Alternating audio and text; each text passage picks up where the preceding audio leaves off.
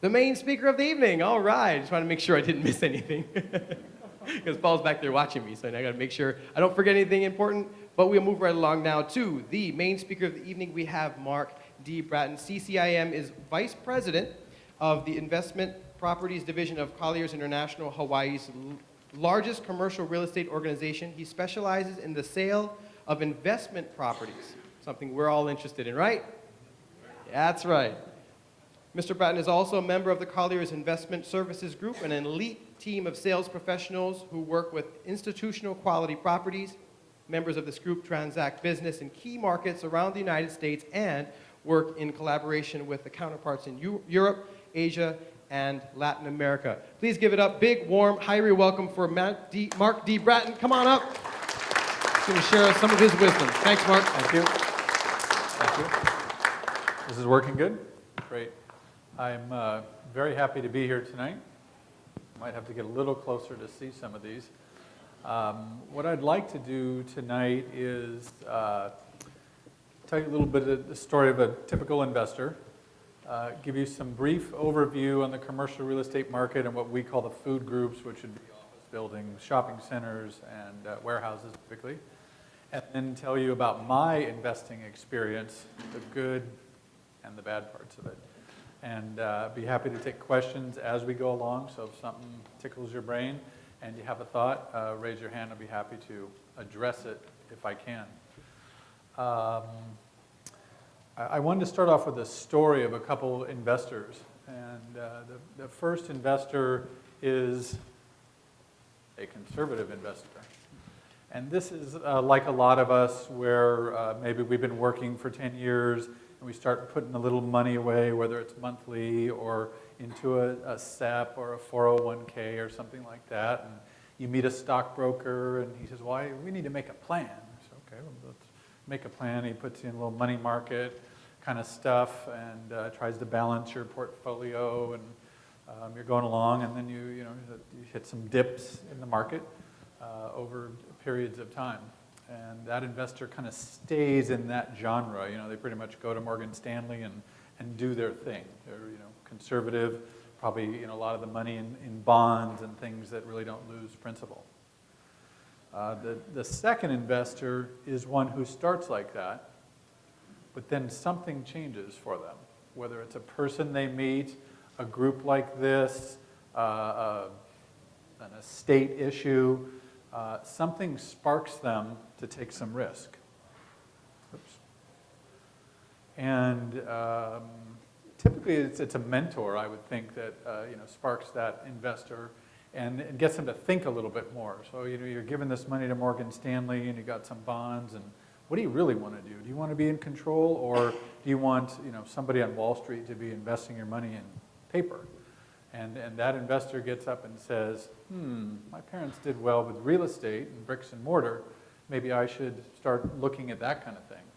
And that investor looks at, maybe what are my target returns, what kind of things I could get into. And I think that investor says, as soon as I get X amount of money in this Morgan Stanley account, I'm going to take it and I'm going to put it in real estate. And you get that on your brain and you start thinking about it. And that's probably what a lot of you have done over the years. And then when that meets opportunity, then you have the chance to do something that's non-typical, and you're primed, you're ready to take that risk. The second investor that I'm talking about particularly ran into an opportunity where it was some friends who had acquired a piece of property here, and they went to him and said, God, that's a great corner. That's really good stuff. Could I invest? Could I get involved in some way? Because I've spent the last year thinking about investing in real estate. And the friend said, we're kind of bigger investors. Said, well, you can put up some money and go dollar for dollar, and we'll tell you how it comes out. Oh, this is great. I'd love to do that. Here you go. Here's, in that case, it was about $100,000 in that investment. And that partnership got started. It goes along. They're starting to think about what they're going to build in this corner and who are the right tenants.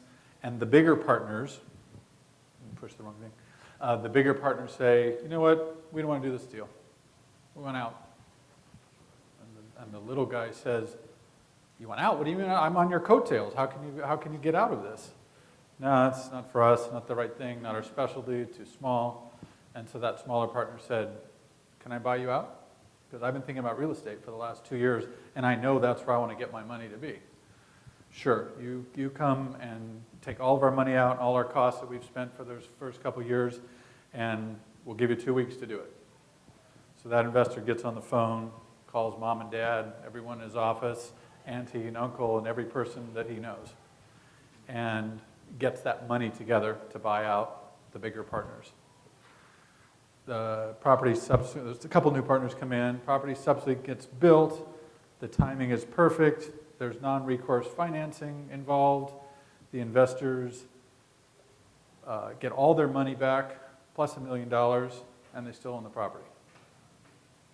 So that's an investor who is not sitting around waiting for their Morgan Stanley statement or for Wall Street to do something for them. What you don't know about this story is those two investors were both me. So I sat back for those 10 years and just kind of looked at those statements and through a group just like this, met some people and they said, what do you really want? What do you want to invest in? Well, I'm in the real estate business. Maybe I should be in real estate. And it just got on the forefront of my mind. So when the opportunity came, I took the risk. That one worked out very well for our family and friends. Let me segue into the marketplace here in Hawaii to give you kind of a feel for the playing field, if you will.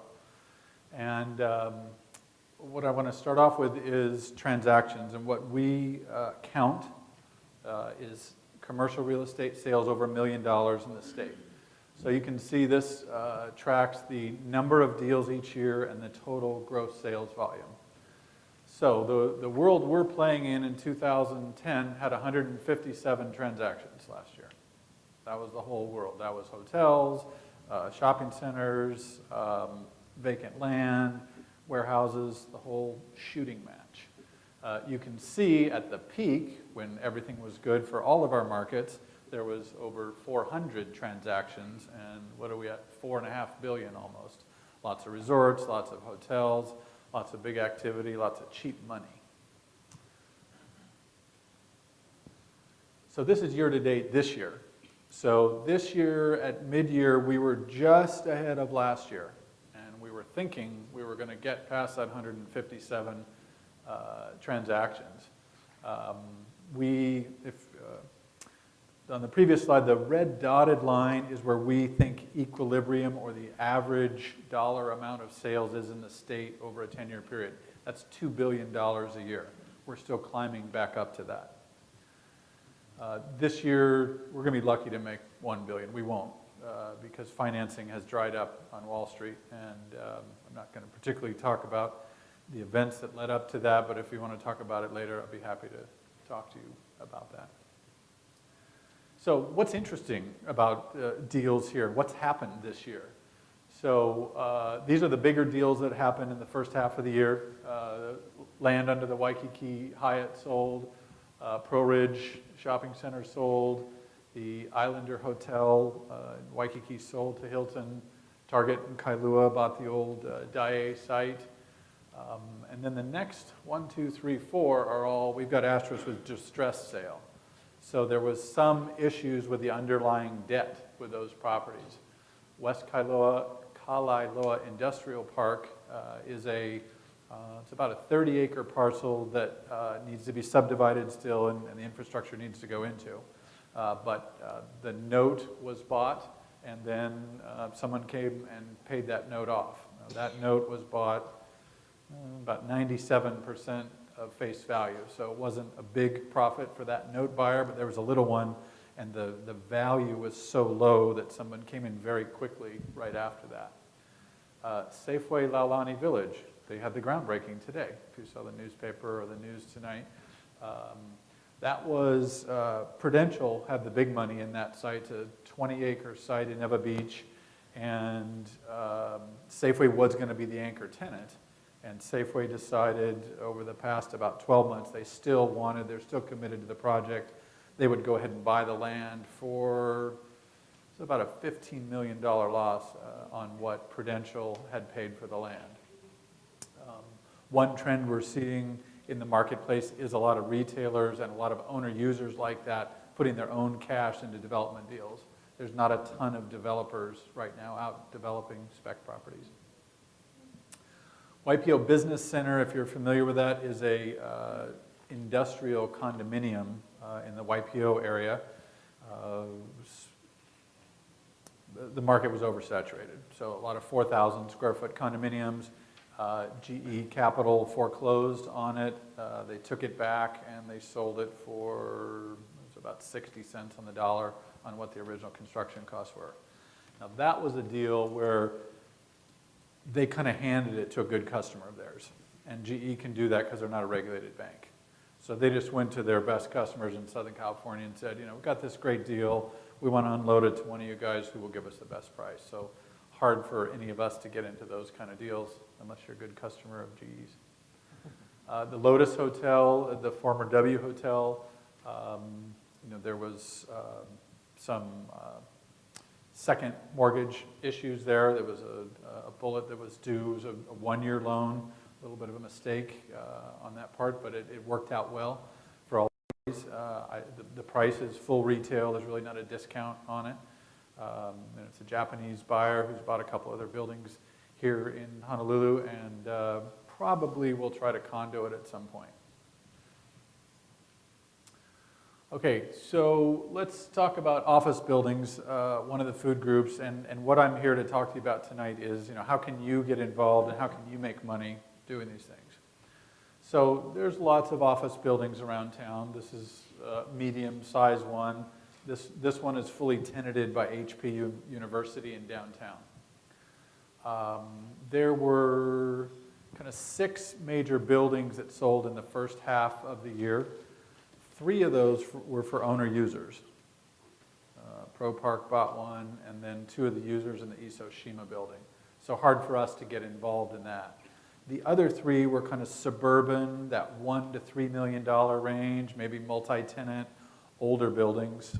So whether they're in Waipahu or Pearl City or Kailua, those are the kind of deals we can get into. Those were all fee simple deals. The thing to watch out for with office buildings is you typically have tenants that are in the space for 5 years at a time. It's expensive to turn over space. In our marketplace today, most of us who own businesses want to go in and we want fresh, clean space, and that's the way the landlords have to deliver it. If you're a big, full-floor user in downtown Honolulu, you have to deliver it all brand new and nice and probably move the tenant there. So you got to be careful about and budget for those re-tenanting costs. And I think I like multi-tenant buildings. This is a great building. HBU's been there. But if they leave, it's tough to fill this building. And an old building is converted, it's multi-level. It doesn't work well for a lot of tenants without a lot of money thrown at it. Shopping centers. Let's see, I have the numbers here. There were 19 shopping centers and retail properties sold in the first half of this year. So that's not bad. We kind of hit on the bigger ones here. The 2 biggest ones are Pro Ridge and then Target Kailua we talked about. There was a good-sized shopping center in Maui that sold what's called the Apex building. It's about 50,000 square feet. It was a 1031 exchange from a owner out of town. And the cash flow on that, probably about 8% for the first year for that owner. So pretty good buy. It's in Maui, so it's a little less demand in the market. And going along with that trend, there was a building in Pahoa Marketplace. Pretty nice little neighborhood shopping center that sold also at about 8% return.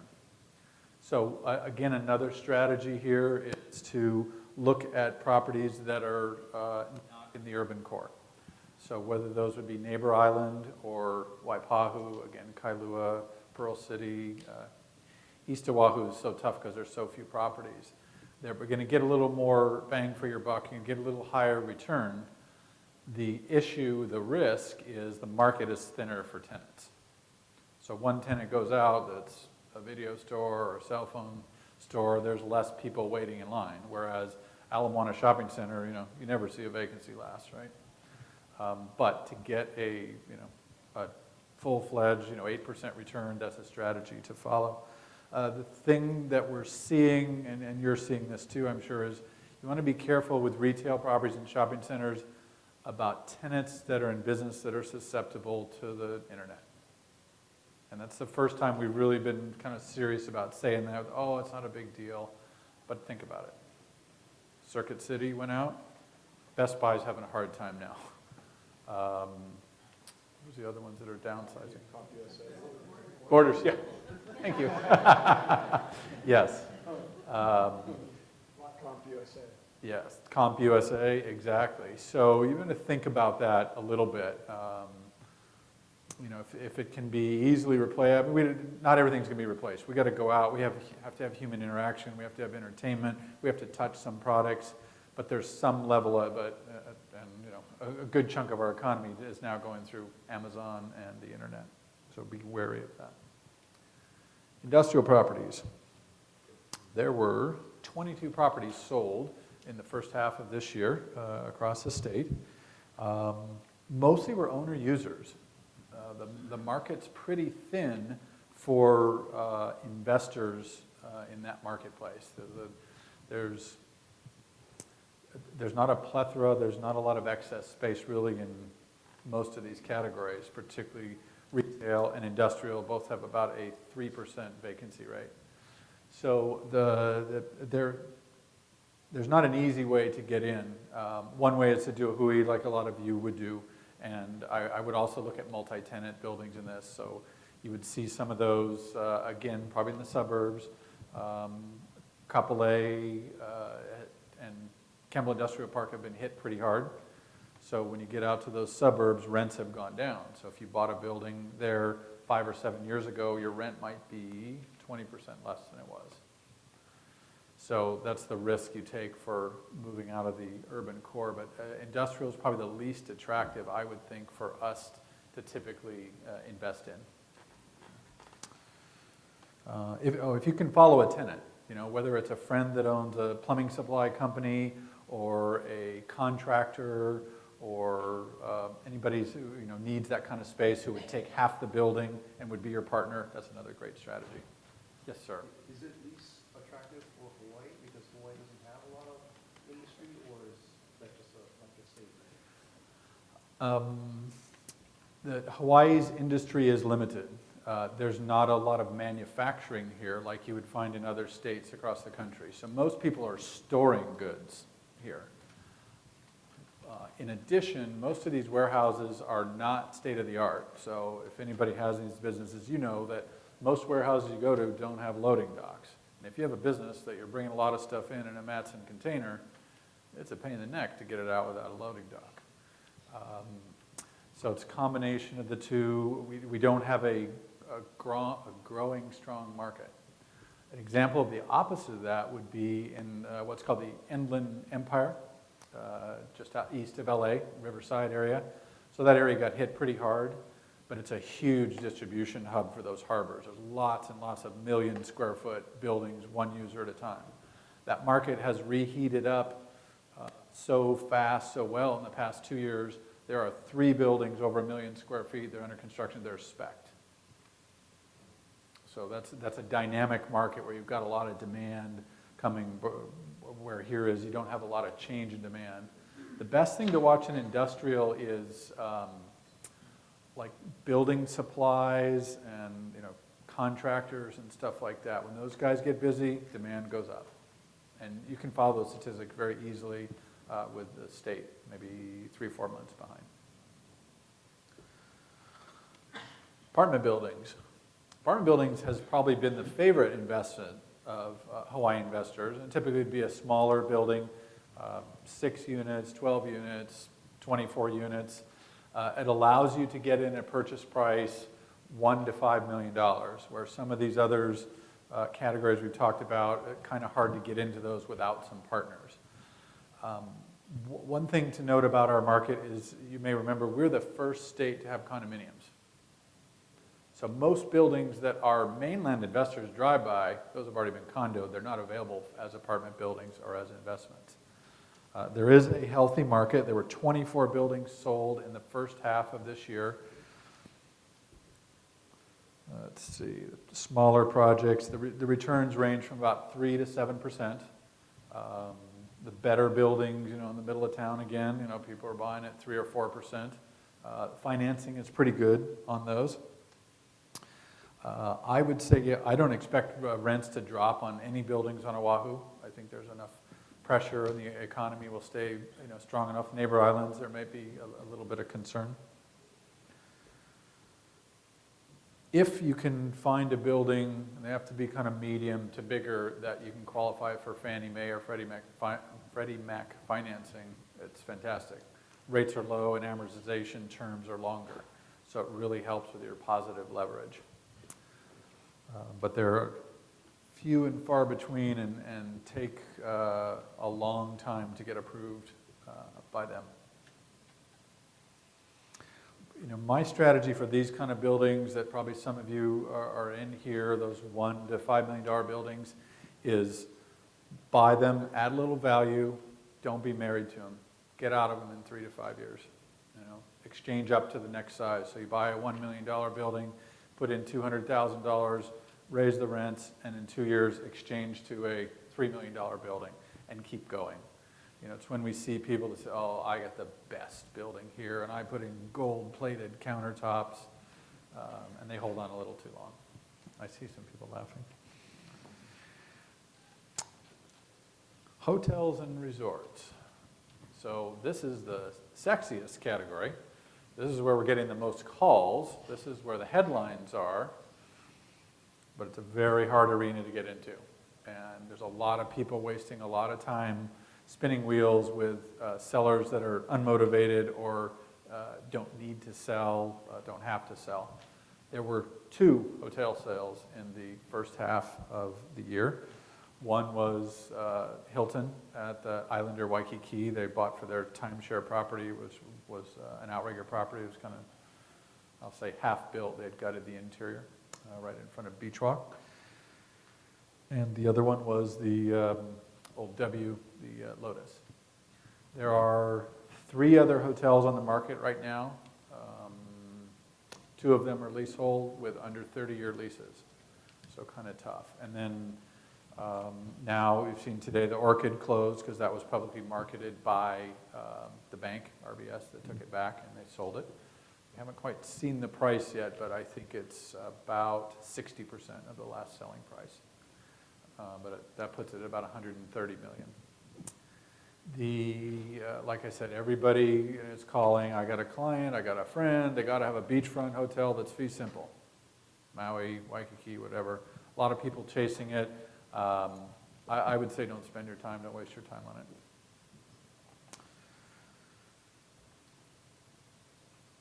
I think if you're curious, we do think that rates are not going to go down there either. I would project at least a 4.5% or 5% increase in hotel rates per year for the next 3 to 5 years. The rates have been dropped down through the recession, and the demand is there.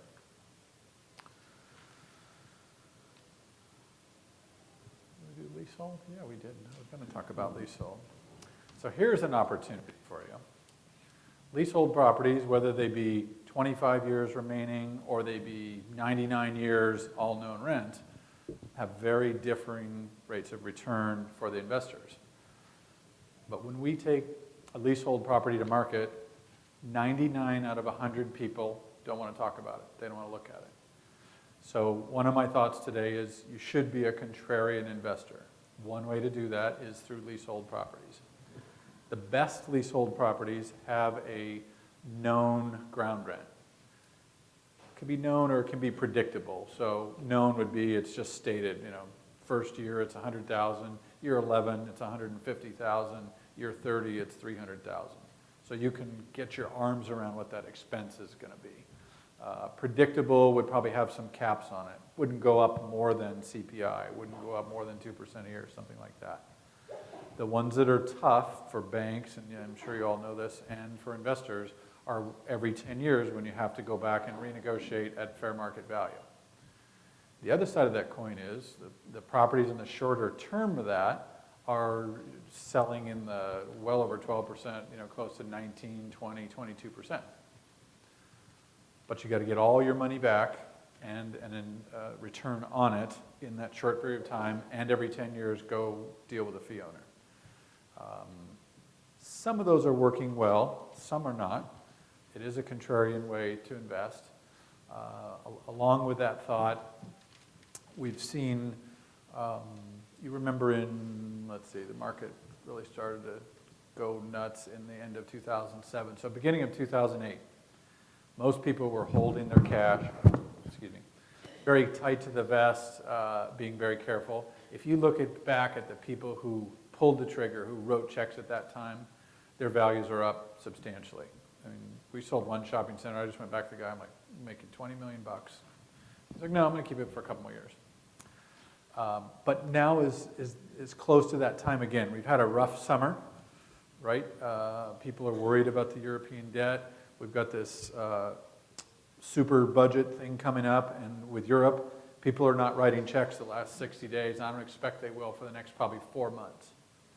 So if you have the opportunity, you want to stick to your guns, you like the property, I think it's a great time to invest, because a lot of your counterparts will be sitting it out, waiting till things feel a little bit better. Let's see, leaseholds. The last thing I'll say, when you buy a leasehold, you need to be prepared to hold it for the term. There's not always an exit. So you may be the last owner, which means you have to operate that property through all those years, and at the end, you're going to have to put some money back in to keep it up to standards to actually keep it full and keep the cash flow going. That gets us through what we call the food groups. Another way to do it would be investing with others. And so you're investing with others. There's some commercial real estate companies, groups that do that. A couple local companies that are big and very successful at doing it are MW Group. They started as friends and family. Those are partnerships. Fowler Property Acquisitions, and they both generally take in new investors. And then another way to go is the public market, so the REITs. And probably the biggest example of that is if you go buy some Blackstone stock or someone like that. I did it with Fowler, actually. We sold them a building. I'm like, "Oh, this is so great. Thank you very much." Just took the money and said, "Let me invest it." It wasn't in that property, but in another one. And it was great to learn how they ran their partnerships. So whether it was the statements or the investor meetings or how they were doing their budgeting or preparing ahead, I learned a lot from that experience just investing with them. So that was my in-between step from Morgan Stanley to, we'll talk about in a minute, developing and owning, investing in our own properties. I got a couple other tidbits that didn't necessarily fit anywhere else, but I thought might be of interest. So, everybody's talking about foreclosures and distress and loans, and what we're seeing in our marketplace is the loans that have been on the watch list or taken back by lenders in the 2 to 3 years period, that's when they get tired of them. So if you watch, the local banks aren't holding very much that has lasted that long. They might have some they've been watching, but certainly not in default that long. But when you see signs, we just sold a shopping center on Maui for a big servicer called Capmark. For 3 years, they've been watching it. They haven't been getting paid. They tried to sell the note. They couldn't sell the note. Finally, in March, they said, "We're done. Public market, highest price, get it closed, we're done." And that was 3 years to the day. They took a $10 million loss on the face value of that note, but it's a deal that closed in August of 2007. So it was pure timing. So I look for those kind of loans. I do have on my website, which is under my name, a list of what we call CMBS loans that are in distress or in foreclosure, or the ones the banks have actually taken back.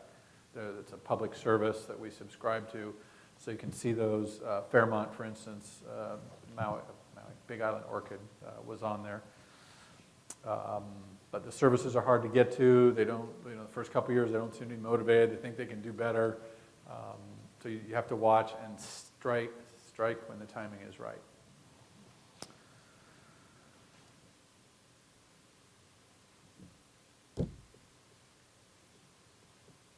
Okay, so let me tell you about my experience in investing.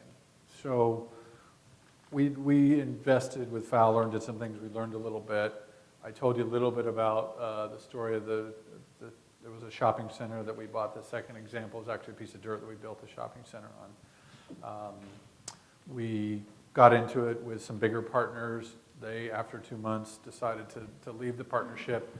We said, okay, great, we think we can do this. We've done it for a lot of other people before, but we realized we had some weaknesses, particularly in financing and construction. My partner and I, leased these kind of shopping centers for 20 years, no problem doing the leases, getting the income in place, managing them, all that kind of stuff. But negotiating, dealing with contractors and getting the financing in place, we said, we need to bring in partners who have expertise in that. So we did that before we started, and we held their hands the whole way, and we learned quite a bit. So if there's something that you're not strong at, I would advise you to get a partner, get an advisor, get somebody to kind of walk the path with you.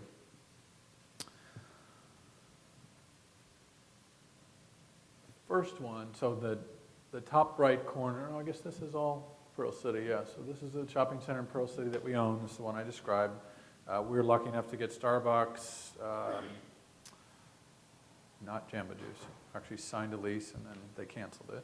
But we have Panda, L&L, a bunch of great tenants.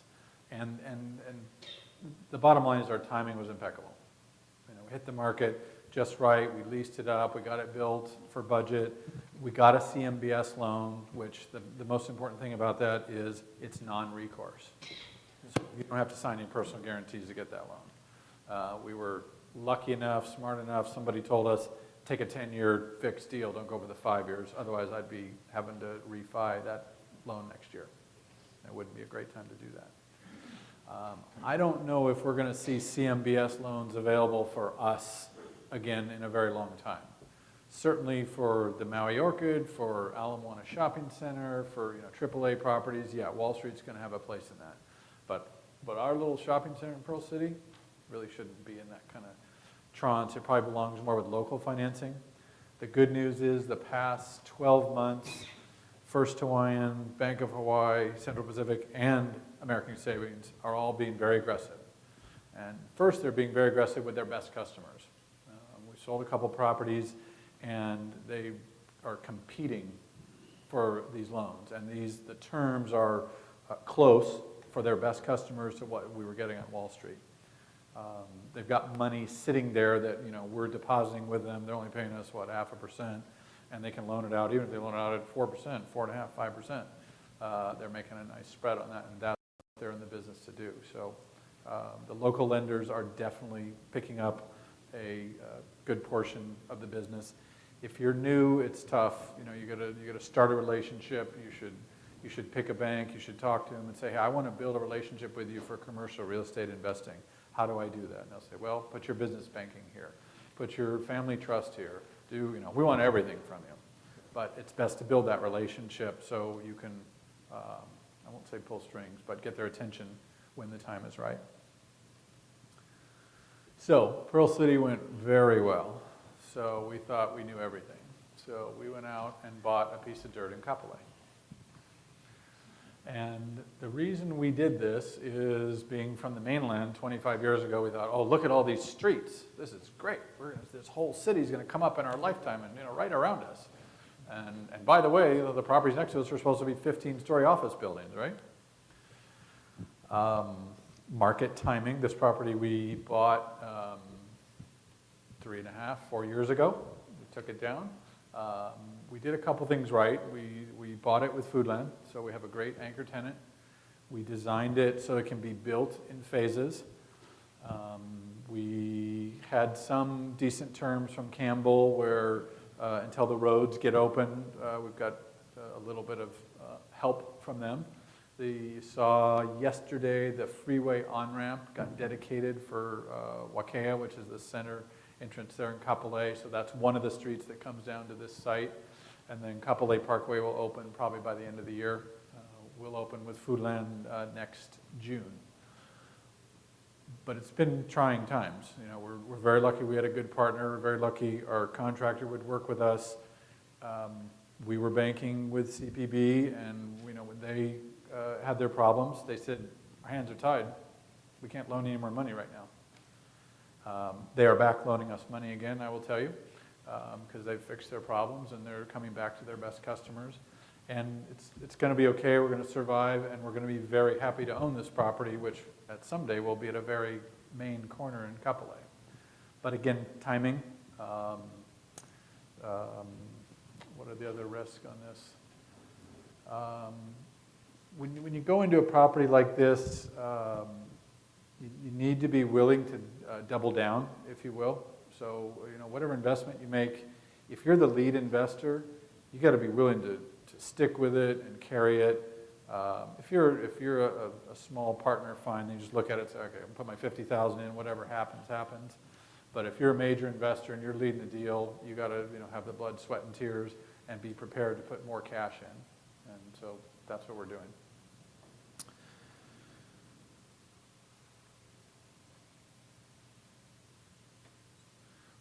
One of the things that we did that might help you, that helped us, is on the successful project, when we saw what was going to happen, what was coming at us, is we stopped distributing cash to the partners.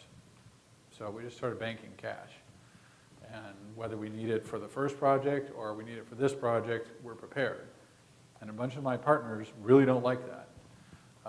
Luckily, myself and my operating partner have control. We're responsible. We got the signatures on the deal. But it was a really good move. It was a little bit hard, but it was a really good move to, you know, sustain, to stabilize those properties. This is what Kapolei looks like today. That's Foodland. As I mentioned, will open in June. And the last thing, you know, I want to say is, you know, my business is mostly investment brokerage, so selling those office buildings and shopping centers. And we've had a great run, and I have a really great team. I can't do this all by myself. I'm lucky enough to spend my days and going out and meeting with people like you and trying to put the concepts together and finding the tenants. But I got 4 or 5 people back in my office that really know their stuff, work very hard, and you know, I'm lucky I'm able to surround myself with them. So with that, I would be happy to answer any questions that you have about investing in commercial real estate. Yes? You talked about apartment complexes, and I can't remember what I think it was hotels, you said you saw a 5% per year increase in rent. What do you see for apartments? My company is In the apartment business? more in apartments than apartments. Okay, great question. Just in case you didn't hear it, she's asking about apartment rents. Yeah. What will they do? I don't think they'll dip, not on Oahu. Excuse me. In areas like Makiki and Waikiki, I think you'll see them go up that 4 to 5% a year. Waipahu, YPO, depends a little more on military and some other things going on, but again, they're not going to dip. So I think you can buy those and not have an expectation that your rents are going to drop 10% or 12%, something like that. Sure. You said there was a couple companies, commercial real estate companies that take in investors. Yes. You named a couple. Can I ask you what their names were? Sure. Fowler Property Acquisitions. Fowler? Yep. And I have my cards here that I'm going to stay after and answer questions or chat with whoever. I'll give them to you. I'll be happy to hook you up with the right people there. The other local one is MW Group. And the other ones are public. Okay. Do you do that with your company? No. You know, we've just done friends and family. Bill The Mills. one, Bill Mills, another big one. yep. I don't think he's taking in partners, though, or investors. Yeah. Gil and I were talking earlier about partners, and you know, some people around town would say, my goal in life is to not have any partners, you know, and deal with it on your own. But you know, you got to have the gold or have deep pockets to do that. For me, I need to have control. And you know, my other partners, my main partner and I, who operate the partnerships, is in the office next to me, leasing shopping centers every day. And that's what I did for 20 years, so he and I are in control. The rest of them are retired or have other jobs, and they come and they go as they please. Yes, sir. Mark, could you go back to your area, your land? Yes, the map. Yeah. Okay. Where's the choo-choo train coming? Choo-choo train, that's a good question. You see this big proposed transit site? Right. That's the site after the phase that they're building now, or about to start building. So, to say it another way, they're going to start the train in East Kapolei, which would be east of us. They're going to bring it all the way into Ala Moana, and then theoretically they're going to extend it 2 more stops back into Kapolei. Where would it go on that though? What's that? Where would it go there? I mean, Oh. the actual rail. The rail comes through, D.R. Horton, one of the other reasons we bought this site, is D.R. Horton is building 1,100 homes across the street, Mehana. It comes right through Mehana and turns on Kapolei Parkway. For the short term, this is going to be the bus depot for the entire city of Kapolei. The city also made a deal with Campbell to buy some parcels and control some other properties around here. So we hope that they will move up the rail on this part of it, do the transit-oriented development. Our performas, our investments are not based on any of that. Our performas will work on this single-level 65,000 square foot shopping center. Hopefully that happens someday. We have the right to do some more dense development there, so we've retained a right for a high-rise on one corner of the property. How high? 150 feet. Yeah. Yeah. Yeah, it's not 650. What's the height limit in this area? What's the height limit? So the property all behind here, there's 9 blocks there. Those are all supposed to be, I think the highest about 180. But those blocks are supposed to be, fully built out, 10, 15, 18-story buildings. That's the second city. That's where people will eventually work. That's where the density is. It's probably going to take another 20 years to get there. Thanks. I have Sure. Another question. You didn't mention anything about self-storage. Around this tiny island, we have overabundance of self-storage buildings, and they popping up all the time. That's a good question. So I'll repeat the question. You're asking about self-storage buildings and whether that's a place to invest. Right. We have missed the boat on that. It's an oversupply. So the activity, the action now is the weaker ones, there's 2 or 3 of them that have been foreclosed on, and the stronger ones have bought them. What'll happen next is there's some that are functionally obsolete. Well, those would be the ones where you go to the chicken wire versus air-conditioned, concrete, brand new construction. Those ones are going to go away and go back to industrial warehouse use. So you can invest with Public Storage and in all their facilities across the mainland. They're a great operator.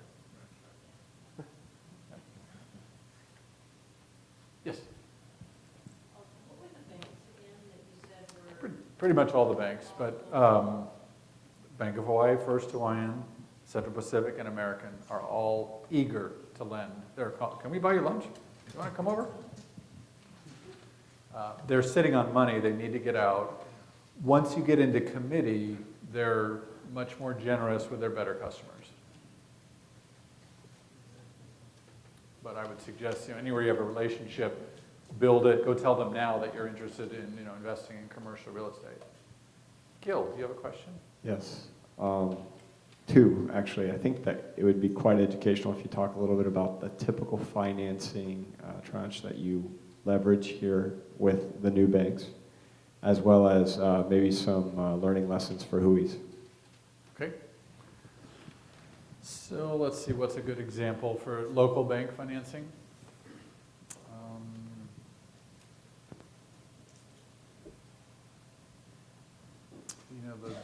The one that's on my mind, because we did it fairly recently, is the land under the Hyatt. And the mortgage was with First Hawaiian Bank, and Bank of Hawaii came in and they wanted it, and they made an unbelievable deal. I can't talk about the exact numbers, but we had a lot of offers on the property, but I was kind of surprised we couldn't get the mainland lenders to really get comfortable with it. It wasn't a perfected AAA credit, even though Hyatt's got $240 million ahead of you. But Bank of Hawaii could see how well protected it was. There's no secondary financing on that piece, if that's what you're asking. What are you seeing on, your shopping centers, or what are you seeing? Seeing, like, is it 70%, 80%? You're saying Yeah, best good. customers. Yeah, they're saying 80%, but they're also saying they want a 1.3 debt coverage ratio. You probably know what that is, but that's how much the cash flow covers over the mortgage. So you can't quite get to 80. So 70% is a good rule of thumb. I've seen, we're just selling an office building right now, and the quote on a 5-year, if you're willing to take a 5-year, is 4 or just under 4%. What about some lessons learned on the HUIs that you put together? You seem to grimace a little bit. Yeah. So we talked about whether you want partners or not, having control. Honestly, we used a set of documents when we started that were my other partners, my bigger partners' documents, that were fairly complex, and we've had to go in and redo and understand and now manage every year, which is fine. But if you're the responsible partner, you have to be willing to do that, be willing to spend money on attorney's fees, and understand how to report to your partners and what you need to do. So the actual agreement, there's all different forms. The one we used was probably a little too complicated. What else? You always... How do you structure the deals, though, typically from the active operator to the limited partner? I mean, Our deals have all been one-to-one on investment. So if you put in $100,000, you're going to get the same pro rata share as the guy who puts in another $100,000. There are development administration fees, management fees, and asset management fees, that we get paid for the time that we spend during the day to do those projects. There's not a waterfall or a difference in returns in our deals. There are, if you go to Fowler and those guys, you will see that. So an example of that would be, I give you $50,000 to invest, you go buy this shopping center and say, all right, we're going to pay you 6% coupon, as long as the property performs. And as soon as we get to 6%, then the money's over that, then maybe the promoter, the developer, is going to get 50% of those returns until some other level, maybe hit 12%. And then it changes again. So there's all different kinds of levels of that. What else with partners?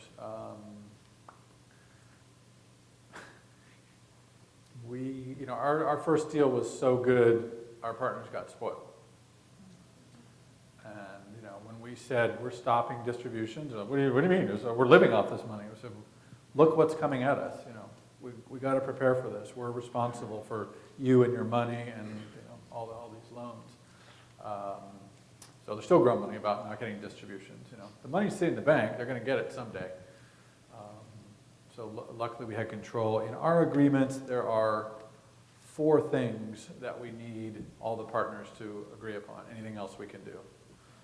Sale, finance, bring in a new partner, one other thing I forgot. Anything else we can control?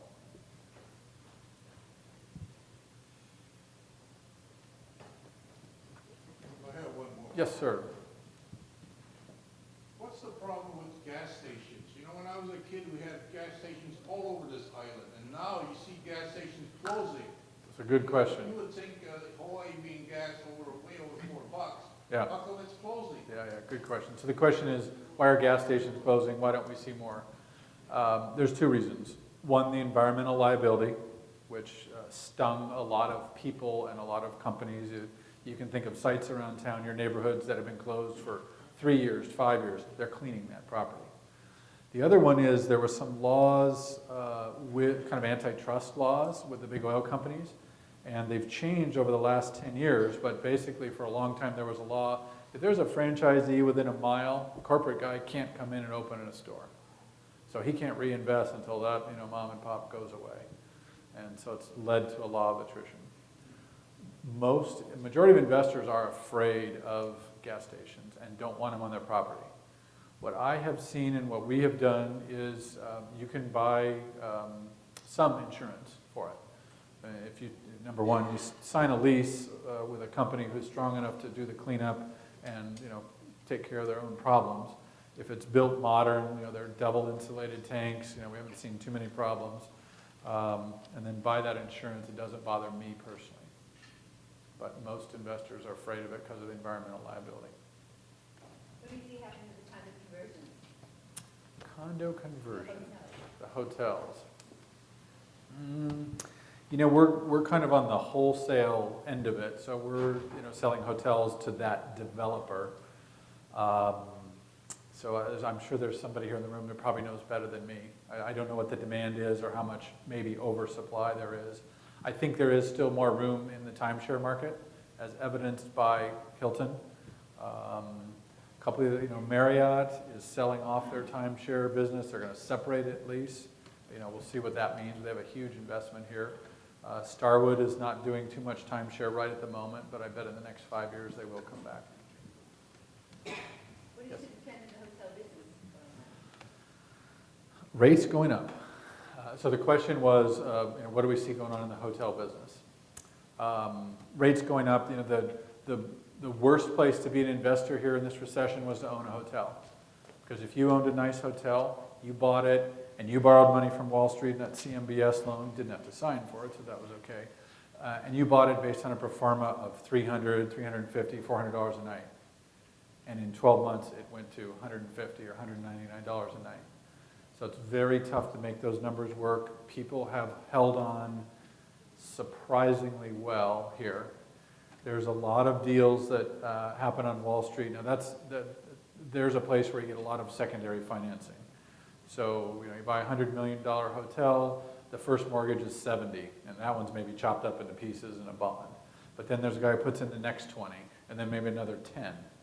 And so a lot of activity in the last 2 years has been people going to Wall Street or people in Wall Street office to office selling those secondary pieces. I'll buy your 20 million for 17 million today or 7 million.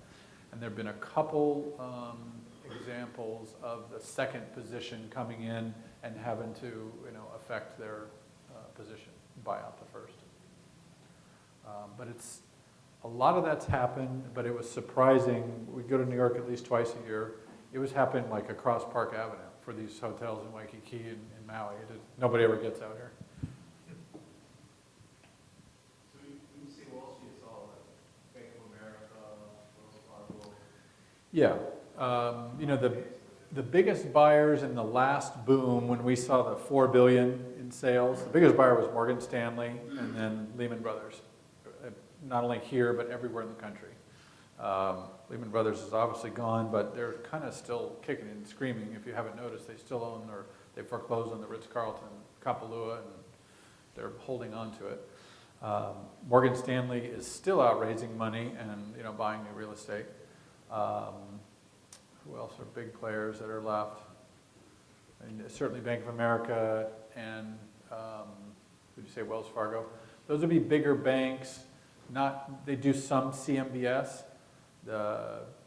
Goldman Sachs does a lot of CMBS. So CMBS, if I didn't say it before, is collateralized mortgage bond securities. So they're pools of mortgages that were put together and sold like bonds to bond investors. And it was heating up really good until June. And 2 weeks before, who was it? Was it S&P that downgraded the US's credit? 2 weeks before they did that, they wouldn't rate $1.5 billion pool that Goldman had bought all the properties already and was getting ready to get their money back. They looked at it and they said, we might not be rating this correctly because we rate this one this way and an old pool a different way. So they refused. And the market went nuts. So there's been very, very little. The market was really growing, getting healthy until June, and it's pretty much shut off now for that type of financing.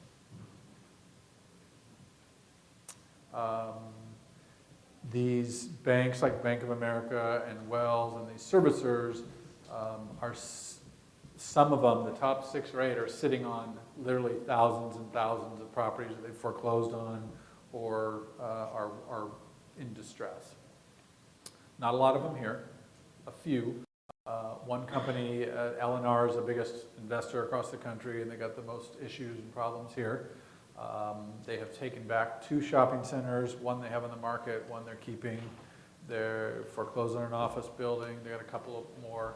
But they really seem to be in that, let's take it back if we have to, if we stop getting cash flow. Let's try to fix it for 2 years, and about the 3rd year, it's gone.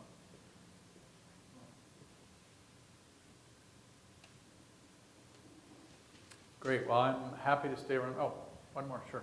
Yeah, can you elaborate a little bit more on the leasehold issue? Sure. Great values in leasehold.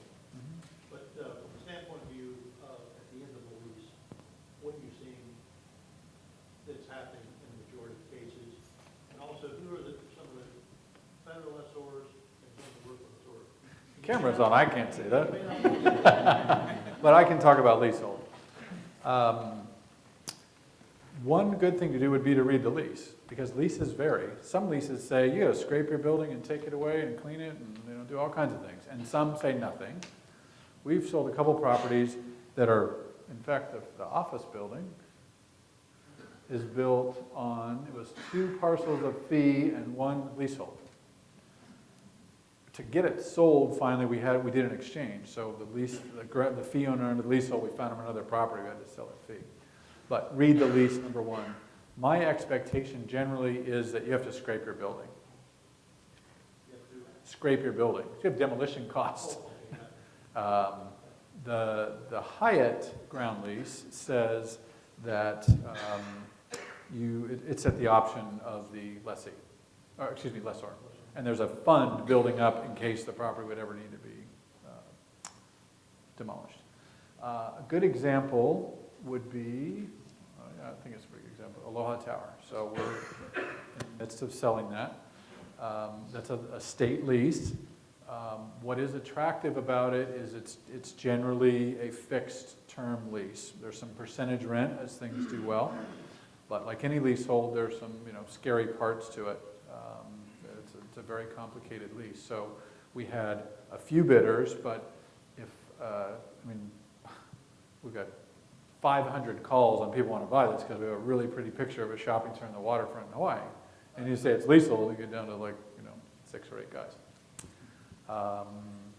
The toughest one, we had a property, I won't name, that we did not get offers that were sufficient to the seller, and it was because every 10 years you got to go back to the ground lessor, there's only 28 years left, and negotiate what it's going to be. And the investor clearly wanted 20% plus to do that. And we thought it would be a little lower. Does that answer your question? Great. What happened to the Kahala Apartments next to Waialae Country Club? Remember that lease was going? Yeah, Kamehameha Schools owns it, and they'll probably take it back. Then decide what to do with it. Because they were selling for less than 100,000. Yeah. Yeah, you could buy a big 3-bedroom there for $200,000 or $300,000, but you got to pay the maintenance fee and ground lease rent. So can't schools come take it back? That's my guess. I don't know. I don't know. That's what they said over many years. They seem to want it back. Yeah, because they never wanted to convert from leasehold to fee simple. Yeah, and that's one thing you've seen Kamehameha Schools do is they're much more willing to be involved and do developments. Right now they're focusing on Kaka'ako. They've built a great staff, they got a lot of people, they got a lot of talent they brought in from other places that are experienced in this kind of thing. Before they were very passive investors. We only want a ground lease under Kahala Mall, that's all we can handle. Now they're willing to be developers, maybe they'll redo that project.